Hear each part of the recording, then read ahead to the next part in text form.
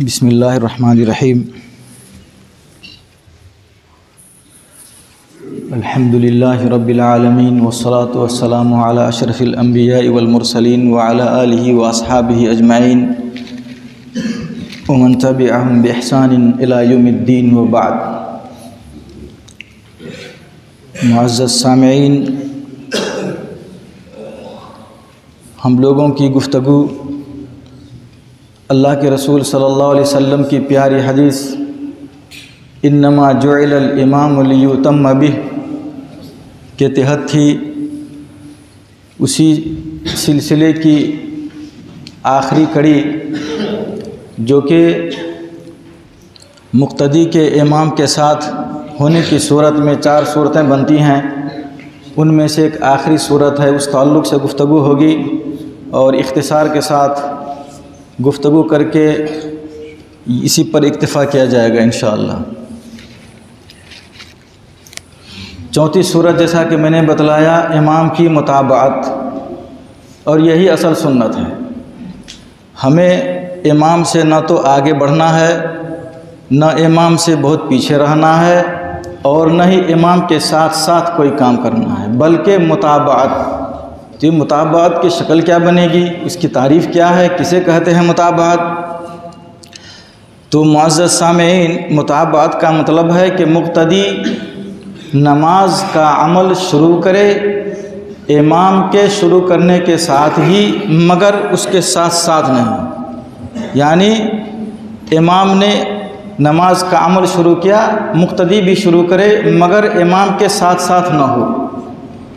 ابن حجر رحمہ اللہ نے امام بیضاوی وغیرہ سے قول نقل کیا ہے، اس کے اخیر میں ہے کہ مقتدی امام کے احوال و کوائف کو زیر نظر رکھے، یعنی امام کے احوال و کوائف کی نگرانی کرے، اور پھر امام کے پیچھے پیچھے امام جیسا عمل کرے۔ یہ ہے متابعت، امام کے ساتھ ساتھ نہیں ہونا چاہیے۔ یہ ضروری اس لیے ہے کہ اللہ کے رسول صلی اللہ علیہ وسلم کی حدیث ہے انما جعل الامام لیتم بہ فاذا رکع فرکعوا واذا رفع فارفعوا۔ یہاں پہ امر کا صیغہ ہے اور امر وجوب کے لیے ہے، جیسا کہ میں نے بتلایا، اس لیے امام کی متابعت واجب ہے، امام کی متابعت واجب ہے۔ صفت کیا بنے گی؟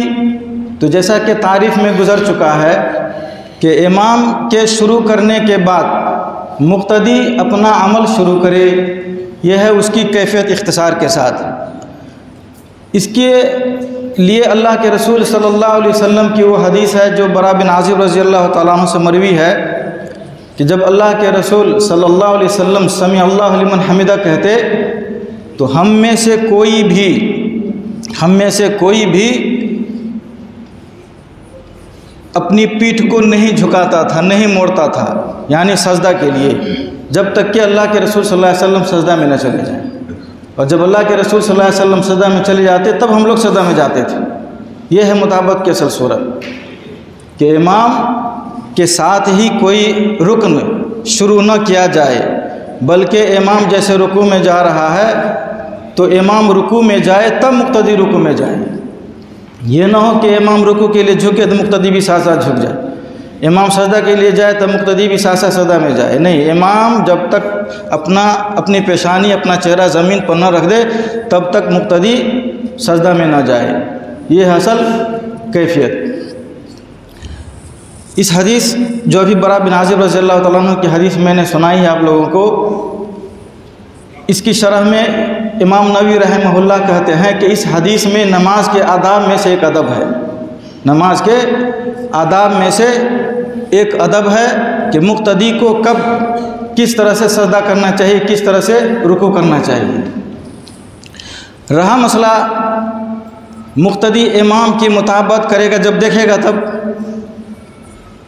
تو جب دیکھے گا تو امام جس طرح کا عمل کرے اسی طرح کا مقتدی بھی کرے، لیکن جو بندہ صرف آواز سنتا ہے، دیکھتا نہیں ہے، اس کے لیے ہے کہ امام جب تکبیر کہہ لے، جب امام تکبیر کہہ لے تب مقتدی وہ رکن انجام دے۔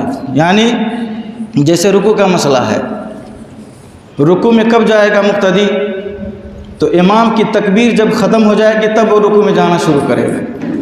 یہ ہے اصل چیز، کیونکہ حضرت ابو ہریرہ رضی اللہ تعالیٰ عنہ والی حدیث ہے بخاری مسلم میں کہ اللہ کے رسول صلی اللہ علیہ وسلم جب نماز کا ارادہ کرتے تھے تو آپ کھڑے ہوتے تو تکبیر کہتے، اور جب رکوع میں جاتے تب اللہ اکبر کہتے، اور جب رکوع سے پشت اٹھاتے تب سمع اللہ لمن حمدہ کہتے، اور کھڑے ہو کر کے ہی ربنا ولک الحمد پڑھتے۔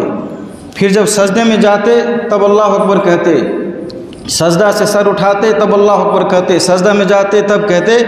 یہ حدیث ہے۔ اس حدیث سے پتہ یہ چلتا ہے کہ مقتدی کب امام کے ساتھ ارکان کو انجام دے گا اور امام کب تکبیر کہے گا۔ تو امام کے لیے بھی اس میں تنبیہ ہے، وہ یہ کہ جیسے رکوع کے لیے تکبیر کہنا ہو، سجدے میں جانے کے لیے تکبیر کہنا ہو تو کب کہے گا۔ تو اس حدیث کی روشنی میں علماء کرام کہتے ہیں کہ جب رکوع کرنے کا ارادہ ہو اور رکوع کے لیے جھکے اسی وقت وہ تکبیر کہنا شروع کرے، اور رکوع میں جاتے جاتے وہ تکبیر ختم ہو جانی چاہیے۔ ایسے ہی سجدے کے لیے اگر تکبیر ہے تو جیسے ہی آپ نے سجدے کا ارادہ کیا اور جھکے سجدہ کے لیے ویسے ہی تکبیر کہنا شروع کریں، اور سجدہ میں جانے سے پہلے زمین پر پیشانی رکھنے سے پہلے وہ تکبیر ختم ہو جانی چاہیے۔ امام ابن قدامہ رحمہ اللہ نے لکھا ہے کہ جب سجدہ کر لے تو سر اٹھائے تو تکبیر کہتے ہوئے اٹھائے، تکبیر کہتے ہوئے سر اٹھائے، اور بیٹھے اور اطمینان سے بیٹھے، اور تکبیر شروع کب ہو؟ جیسے ہی اس نے سر اٹھانا شروع کیا تکبیر اس کی شروع ہو جائے، اور جیسے ہی اس نے سر اٹھا لیا تکبیر اس کی ختم ہو جانی چاہیے۔ یہ ہے امام کے لیے۔ تو اس طرح سے اگر سنت کے مطابق امام صاحب نماز پڑھاتے ہیں تو مقتدی کو بھی کسی طرح کی کوئی پریشانی نہیں ہوگی۔ تو جو بندہ امام کو دیکھ رہا ہوگا وہ بندہ مکمل مطابقت کر سکتا ہے، اور جو بندہ صرف سن سکتا ہے آواز تو اس کے لیے ہے کہ جب تکبیر کہہ لے امام تب جا کر کے وہ اپنا عمل شروع کرے، اس سے پہلے نہیں۔